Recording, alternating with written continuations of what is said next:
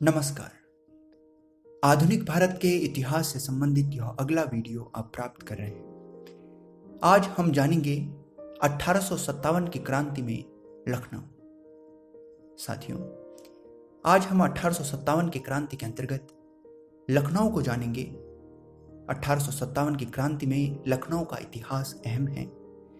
लखनऊ और कानपुर के आसपास का क्षेत्र, जिसमें फैजाबाद आदि ये अवध के अंतर्गत थे, इसका मुख्य केंद्र लखनऊ ही था।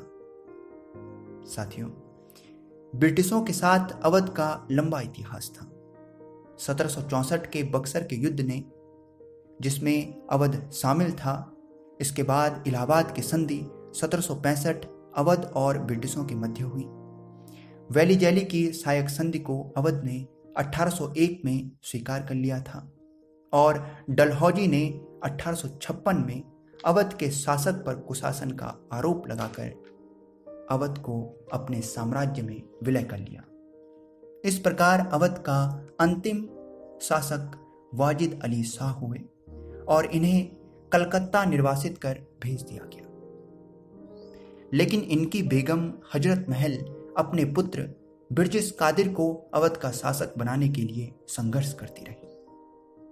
साथियों, क्योंकि जब ब्रिटिशों ने वाजिद अली शाह को निर्वासित कर दिया तो अवध को इसके बाद एक कमिश्नरी क्षेत्र बनाया गया। हेनरी लॉरेंस को यहाँ का कमिश्नर बनाया गया। लेकिन इस अधिग्रहण से अवध का हर वर्ग, सैनिक, किसान, व्यापारी, मजदूर असंतुष्ट था। अवध के क्षेत्र से बड़ी संख्या में ब्रिटिश सेना में सिपाही थे। साथियों, जब 29 मार्च को बैरकपुर में मंगल पांडे द्वारा क्रांति की आग जलाई गई, 8 मार्च को उन्हें फांसी दे दी गई, 10 मई तक क्रांति मेरठ तक और इसके बाद 11 और 12 मई तक यह दिल्ली जा पहुंची और दिल्ली को विद्रोहियों ने अपने कब्जे में कर लिया। अब क्रांति तमाम क्षेत्रों के असंतोष को समेटकर संपूर्ण भारत की क्रांति में परिणित होने को तैयार थी। अब तक यह सारे उत्तर भारत में फैलने को तैयार थी। साथियों, अवध में 4 जून 1857 को क्रांति आरंभ होती है। यह लखनऊ था। यहां बेगम हजरत महल के द्वारा क्रांति का नेतृत्व किया गया।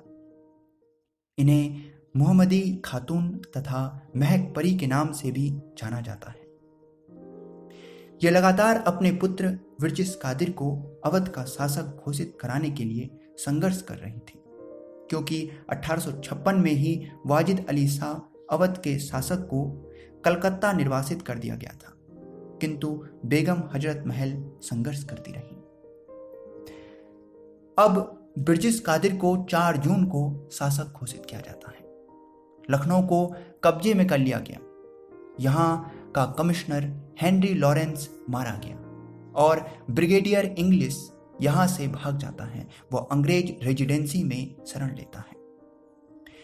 क्योंकि शोषित और असंतोषित वर्ग पूर्व से ही क्रांति की तैयारी कर रहा था, बेगम हजरत महल की सहयोगियों में कई महिलाएं थीं। उनमें रहीमी, जो महिलाओं को सैनिक प्रशिक्षण देती थी, और हैदरी बाई, जो एक तवायफ थी और अंग्रेजों की गुप्त सूचनाएं बेगम हजरत महल तक पहुंचाती थी। साथियों, यह समय था जब लखनऊ में क्रांति उठ रही थी। वहां दिल्ली में इस समय अब क्रांति का दमन आरंभ हो गया था, जो सितंबर तक पूरा हुआ। इसके अलावा झांसी में, कानपुर में नाना साहब, तात्या टोपे, अजीमुल्ला खां के नेतृत्व में संघर्ष आरंभ हो गया था। साथियों, अंगद, कनौजी लाल और बोधन, इन नामों का उल्लेख एसएन सेन या सुरेंद्र नाथ सेन द्वारा लिखी पुस्तक 1857 में किया गया है, जो अंग्रेजों की मदद कर रहे थे। ये सूचनाओं को कानपुर तक पहुंचाने का काम करते थे और इन्हें अंग्रेजों से वफादारी के बदले कई इनाम दिए जाते, जागीरें दी जाती थी। साथियों, क्योंकि अब जब लखनऊ क्रांति के स्वर से उठ गया तो अंग्रेजों ने दमन के लिए कार्यवाही की। कानपुर से हेमलॉक व आउटरम लखनऊ आते हैं। ये विद्रोह दमन करने में असफल रहे तो ये भी अंततः रेजिडेंसी में फंस जाते हैं। अब इनकी मदद के लिए कैंपवेल, नील, हडसन सैनिकों के साथ लखनऊ पहुंचते हैं और वे आलमबाग कोठी पर ठहरते हैं। वहां से आगे का मार्ग जो ब्रिटिश रेजिडेंसी तक जाता था कैंपवेल नहीं जानता था, तो वह आउट्रम को, जो लखनऊ का अधिकारी रहा था, से मार्ग का नक्शा उपलब्ध कराने को कहता है।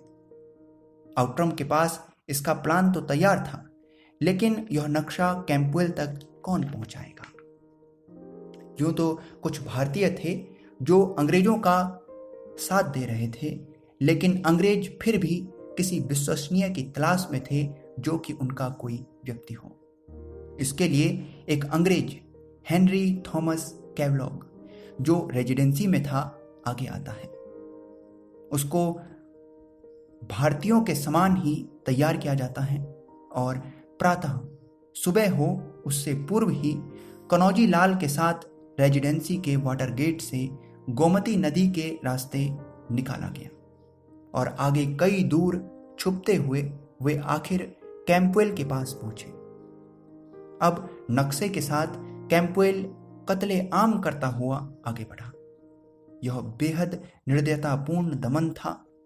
सिकंदराबाद, अमीनाबाद, केसरबाग, ला मारियाना स्कूल, जहां भी क्रांतिकारी थे वहां दमन बर्बरता से किया गया। लखनऊ की गलियां लाशों से पट गई। साथियों, हेमलॉक और आउट्रम ने रेजिडेंसी से मोर्चा संभाला, क्रांतिकारियों को कुचल दिया गया और इसके बाद अब संघर्ष करते हुए बेगम हजरत महल ग्रामीण क्षेत्रों में प्रवेश कर गई। वे नेपाल के क्षेत्र में चली गई। यहीं 1879 में उनकी मृत्यु हुई। काठमांडू के पास उनकी कब्र बनी। वर्जिस कादिर भी नेपाल चला गया था, किंतु बाद में क्वीन विक्टोरिया द्वारा उन्हें एक अवसर दिया गया और माफ कर दिया गया, उन्हें वापस आने दिया गया। अंग्रेजों का यह दमन मार्च 1858 तक चलता रहा, जब तक कि लखनऊ पूर्णतः अंग्रेजों के कब्जे में आ सका। अंग्रेजों की सहायता करने वाले उन भारतीयों, उनमें कनौजी लाल को न्यायालय में किसी पद पर तैनात किया गया। अंगद बोधन को भी पुरस्कार स्वरूप जागीरें या धन दिया गया। सैनिक न होने पर भी, अर्थात असैनिक अंग्रेज हेनरी थॉमस कैवलॉग को विक्टोरिया क्रॉस, जो कि सैनिकों को अदम्य साहस पर दिया जाता था, दिया गया। साथियों, यह कलकत्ता का क्रांतिकारी प्रवाह व उस पर अंग्रेजों के दमन का अध्याय था। आगे हम 1857 की क्रांति के कुछ और पक्षों को जानेंगे।